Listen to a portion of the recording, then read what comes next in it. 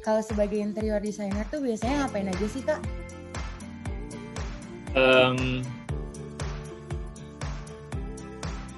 Kalau kegiatan mendesain ya, saya itu sebenarnya di training atau dididik di bidang arsitektur, tapi saya juga mengerjakan pekerjaan interior. Jadi mungkin apa yang saya lakukan jika diberikan pekerjaan desain interior, mungkin pendekatannya mungkin berbeda dengan apa yang mungkin dilakukan oleh seorang desainer interior yang melewati pendidikan desain interior. Mungkin pendekatan saya itu lebih ke ruang, tata ruang, lalu ada faktor seperti efek-efek dan efisiensi,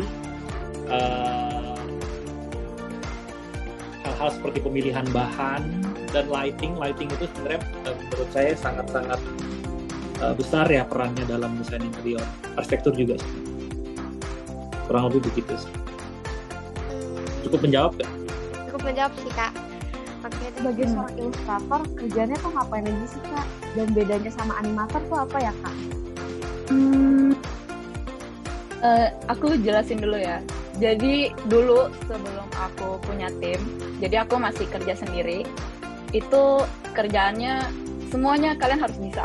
Harus bisa nanganin klien, harus tahu klien ya, pakai feeling lah kira-kira maunya gimana. Harus sabar.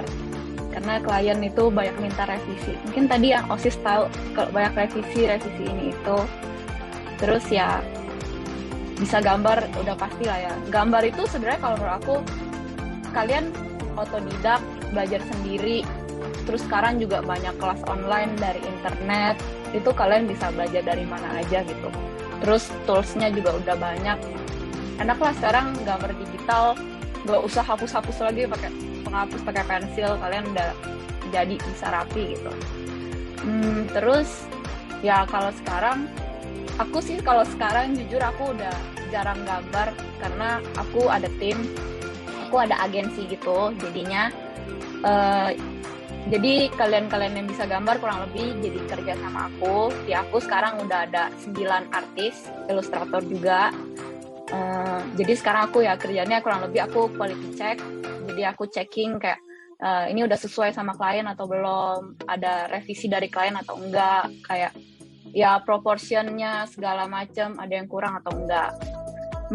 Terus bedanya ilustrator sama animator itu, ilustrator itu gambarnya gak gerak.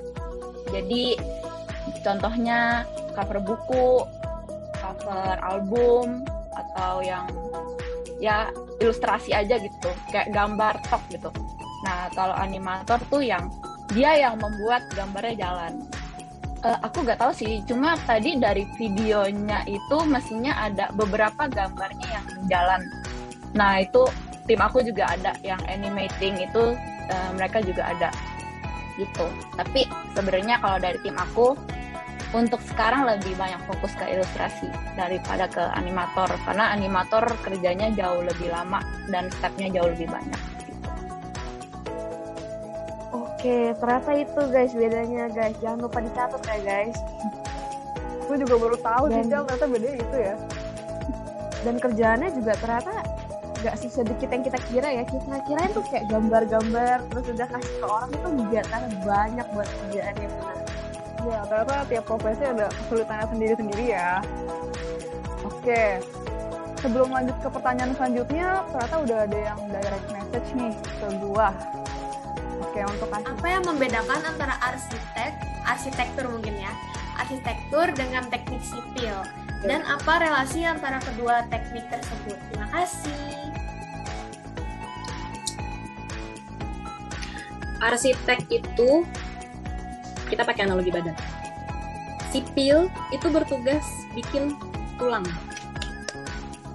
Daging nggak bisa berdiri tanpa daging, nggak bisa nempel tanpa tulang. Paham nggak? Nggak susah ya. Paham. Jadi struktur itu tugasnya sipil. di arsitek nanti akan belajar struktur, tapi bukan yang penghitungan gue harus masukin baja berapa, gue harus masukin struknya berapa, gue harus bikin fondasi cakar ayam atau fondasi apa, struktur harus kayak gimana. Itu bukan tugas arsitek.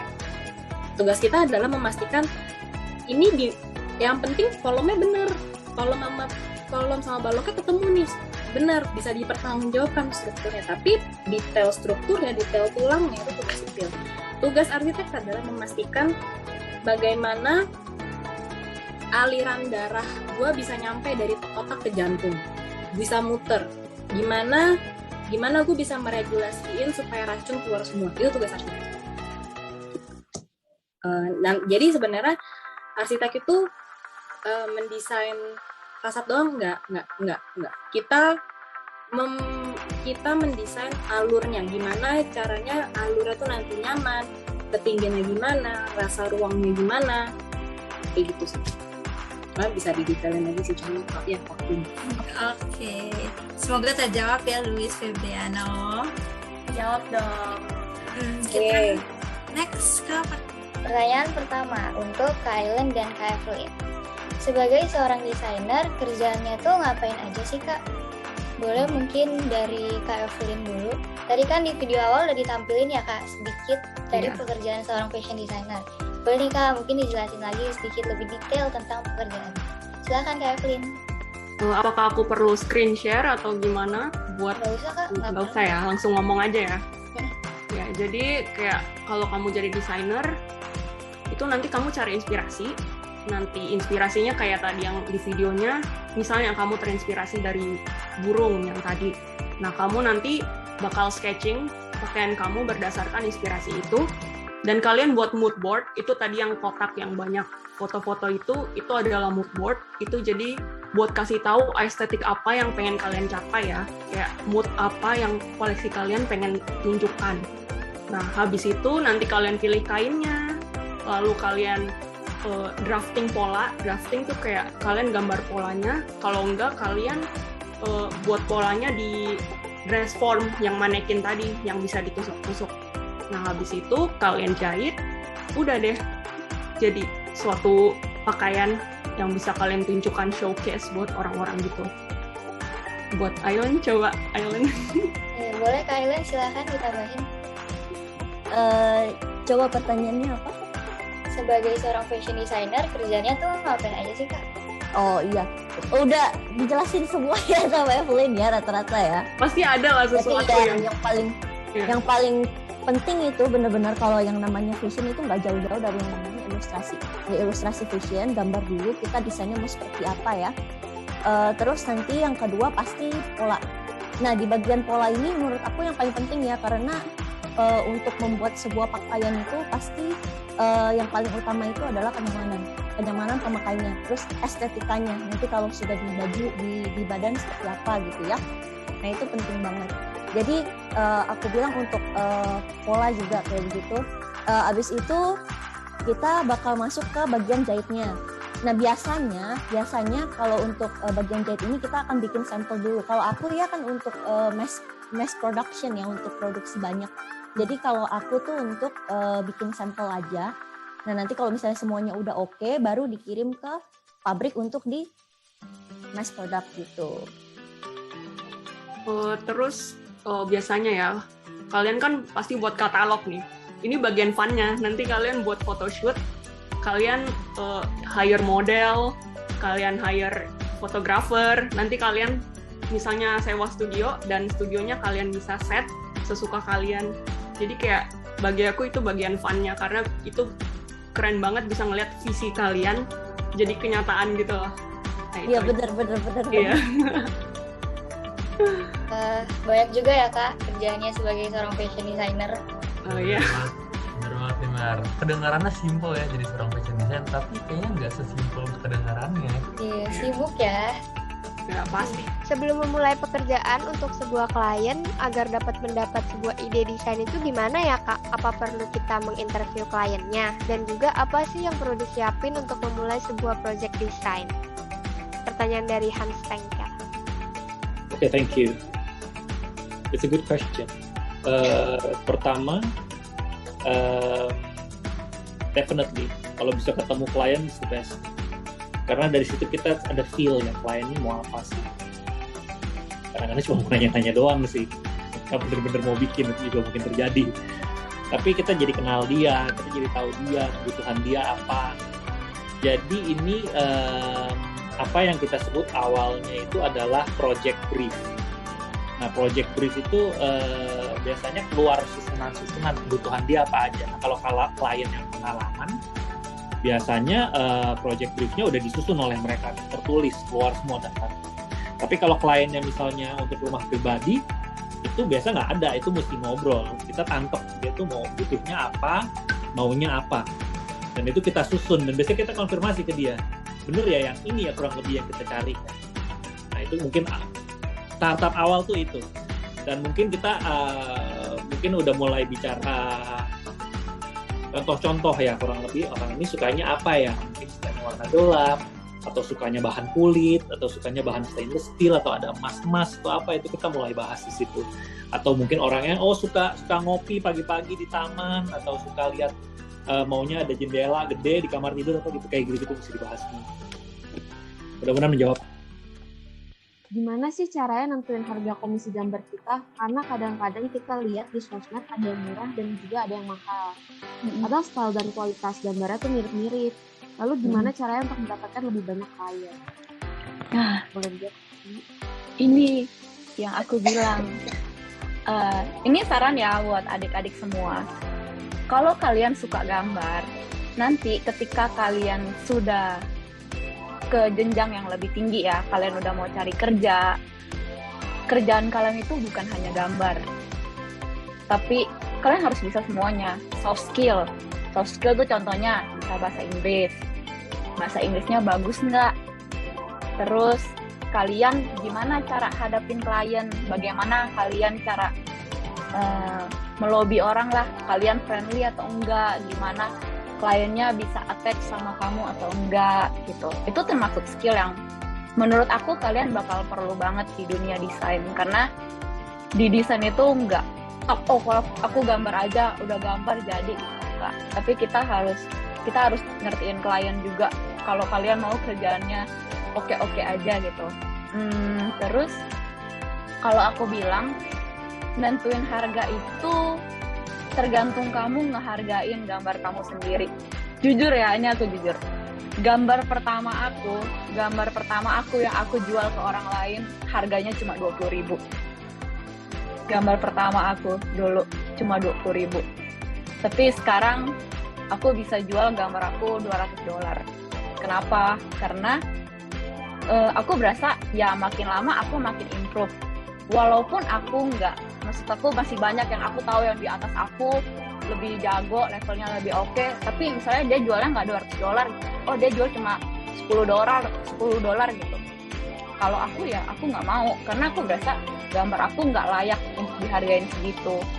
Lalu ya nilai plus kalau kamu bisa service klien kamu dengan baik gitu, kayak ajak mereka ngomong, ajak mereka komunikasinya jelas, terus kamu juga transparan, misalnya kayak ini konsepnya seperti ini, sehabis di konsep kalian bikin sketch kasarnya, ini kayak gini. Keep communication with client itu nilai plus banget buat kamu. Mungkin kalau aku bilang, kalau kamu baru coba, mulai dari harga yang rendah itu nggak apa-apa. Ketika kamu dapat klien, ketika orang udah percaya sama kamu naikin lagi dikit. Nanti kamu naikin lagi dikit. Udah, kalau lagi jualan, nggak usah lihat punya orang, kok dia bagus jualnya murah, udah nggak apa-apa. Yang penting kamu percaya sama diri kamu sendiri gitu kan. Enggak, gambarku bagus kok. Ada kok yang mau kalau aku jual segini. Harus percaya diri, harus pede gitu. Wah gila Vina, dari 20.000 jadi $200. Setara 3 juta teman-teman satu gambar. Keren banget. Terus yang penting pede ya Vina ya. Ya makanya harus pede Cel. Pede ya. Siap. Aku mau nanya bagaimana standar arsitek yang baik menurut kakak.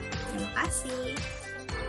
Ini butuh konteks. Standar ini based on apa? Estetika kah? Atau fungsi kah? Atau keduanya? Karena kamu ingat gak kasus yang arsitek sekeluarga mati, yang sisa cuma 2 anak doang. Ingat gak kasus berapa itu? Iya, sepertinya saya kurang baca berita. Itu ada kasus, jadi rumah dia kemalingan, malingnya pola pikir dia nggak mikir panjang, dia nggak peduli efek apa yang dihasilkan dari tindakan dia, pokoknya dia masukin semua orang ke kamar mandi pembantu. Secara ya. apa? Itu Lomas ya? Iya kalau nggak salah. Itu kan masih itu bapaknya. Kalau ditanya, misalnya kita pakai contoh case itu, baik atau enggak? Punya, itu kan mereka mati karena kamar mandinya cuma seukuran berapa? Cuma muat buat 1 orang, tapi lu dijemur 2 orang ke situ dan nggak ada ventilasi. Karena kalau ditanya baik atau enggak, kalau ada case ini ya enggak. Tapi secara fungsi sehari-hari memenuhi gitu. Nah, jadi kalau standar arsitek yang baik itu sebenarnya menurutku butuh konteks. Kamu mau lihat, kamu butuhnya standarnya yang dari mana? Kalau standar yang baik itu, kalau aku sih nggak neko-neko. Yang penting lu bisa mendeliver desain lu dengan baik ke klien senang, dan lu bisa mempertanggungjawabkan kenapa desain lu begitu, dan nanti gimana hasilnya ke akhir. Karena desain bagus, nanti kalau realitanya kayak di kantor sekarang, ya kita harus mikirin, bosku harus mikirin manajemen keuangannya gimana. Kalau misalnya ada klien yang bikin stres gimana, klien kan macam-macam ya habitnya. Ada yang suka ngejar-ngejar, ada yang suka nunda pembayaran, ya itu gimana. Kalau misalnya kita attitude-nya jelek, begitu nggak dibayar kita kabur, ya itu balik lagi. Standarnya kita butuh konteks khusus sih menurutku. Tapi menurutku kalau yang general sebenarnya yang baik adalah desain bisa dipertanggungjawabkan, ada alasannya kenapa, dan tidak neko-neko, dan klien lu happy. Gitu. Oke, berarti kalau jadi arsitek tuh nggak sekedar desain lu bagus gitu ya? Realitanya sih pahitnya begitu. Apalagi kalau lu jadi bos lu sendiri ya, lu udah punya biro sendiri. Gimana caranya lu memaintain anak-anak lu supaya bahagia, supaya gaji mereka terpenuhi? Gimana? Karena jadi arsitek ya terlihat membahagiakan, bisa jalan-jalan ke sini, tapi ya perjalanan hidup orang kan beda-beda ya. Iya bang, betul. Semoga terjawab ya. Sebagai seorang desainer, suka dukanya tuh apa aja sih kak? Wah. Boleh mungkin Kak Evelyn dulu. Suka duka ya? Iya. Mau suka dulu atau duka dulu nih? Sukanya dulu kali ya kak. Suka, okay. Yang seneng-seneng dulu. Kalau sukanya sih aku seneng banget karena ini yang pengen aku lakuin. Like, this is what I want to do as a job. Dan ini emang hobi aku ya, jadi itu sukanya aku. Dan aku seneng banget aku bisa ketemu orang-orang yang seaspirasi sama aku. Jadi itu yang benar-benar aku suka. Dan aku punya opportunity buat kerja sama orang-orang lain yang kreatif, yang benar-benar hebat ya. Nah, sementara kalau dukanya, kayaknya dukanya sih kalau setiap kamu mau desain ya, kamu kan butuh inspirasi gitu kan, dan motivasi. Nah, kadang kalau nggak ada inspirasi, agak susah, karena bayangin aja ibaratnya spons, kamu peras, tapi nggak ada airnya. Jadi tuh kayak agak susah kalau lagi feeling burn out, kalau lagi emang bener-bener lack of inspiration, itu kata aku sih dukanya ya. Sama capek mungkin, kalau kamu jahit, punggung kamu suka pegel gitu kan kadang jahit sama buat pola kan suka nunduk ya, jadi ya gitu deh dukanya aku. Kalau dari Kak Aileen gimana nih kak, suka dukanya? Suka dulu ya Nia. Yeah. Kalau dari sukanya itu ya karena bisa merealisasikan ya apa yang ada di pikiran aku gitu. Aku mau bikin sesuatu yang seperti ini, terus bisa direalisasikan, itu merupakan sesuatu kepuasan. Ada satisfaction dari itu. Nah, terus habis itu aku bisa melihat secara langsung gitu. Oh, ini seperti ini loh produksi baju. Oh, ini cara memilih kain yang benar gitu kalau di pabrik gitu. Oh, ini kalau misalnya pokoknya banyak gitu, pengetahuan baru gitu yang sebelumnya kita nggak tahu dan sekarang kita jadi tahu. Untuk dukanya itu yang pasti capek ya. Yang namanya pekerjaan pasti capek kita kalau namanya kerjaan. aku pernah juga overwork ya, karena overwork baru-baru bikin brand itu kan bener-bener apa diburu-buru. Jadi overwork sampai sakit, sampai stres. Tapi abis semua itu ada buahnya gitu, ada hasilnya. Tapi memang itulah padukannya. Benar. Tiap pekerjaan emang ada suka dukanya ya Kak? Iya.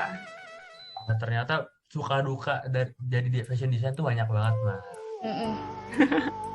Nggak senang-senang aja, Pe. Ada susahnya juga. Ya, semua ada susahnya, ada dukanya, ada sukanya, ada dukanya lah pasti.